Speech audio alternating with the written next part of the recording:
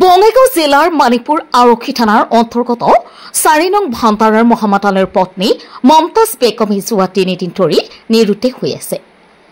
পৰিয়ালৰ লোকে বহু ঠাইত বিচাৰ খোচাৰ কৰিছে যদিও এতিয়াও কোনো সম্ভেদ পোৱা নাই।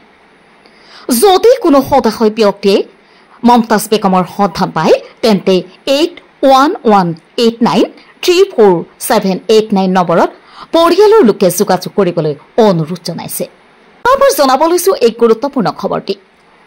বঙাইগাঁও জিলাৰ মানিকপুৰ আৰক্ষী থানাৰ অন্তৰ্গত 4 নং ভান্তাৰাৰ মহম্মদ আলীৰ পত্নী মমতাজ বেগমে যোৱা 3 দিন ধৰি নিৰুদ্দেশ হৈ আছে।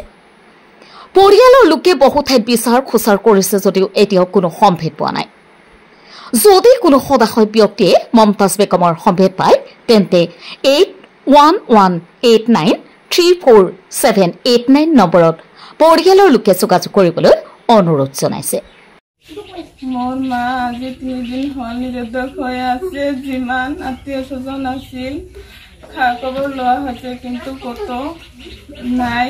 সমগ্ৰ বাকী ৰাইজৰ ওচৰত মোৰ এটাই অনুৰোধ, যাতে দেখে আমাৰ মাক সোনকালে যাতে স্ক্ৰীনত দিয়া নম্বৰত যোগাযোগ কৰে। ধন্যবাদ। কিমান দিন হ'ল নিৰুদ্দেশ হৈ আছে? আজি 3 দিন হ'ল। থানাত ইজাহাৰ দিয়া নাই দিম বুলি ভাবছো। 4 নম্বৰ ভান্তাৰা। আমাৰ মা আজি 3 দিন হল ঘৰৰ পৰা গুচি গৈছে। এতিয়ালৈকে আমাৰ আত্মীয় স্বজন যিমান আছিল চবৰ ঘৰতে খবৰ ললো।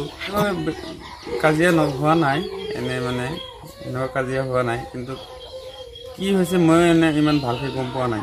অসমবাসী ৰাইজক এইখিনি অনুৰোধ যে যদি কোনোবা মানুহে চাই ফটো দেখা পায় আমাৰ নাম্বাৰ দিয়া আছে স্ক্ৰীনত, যোগাযোগ যাতে কৰে।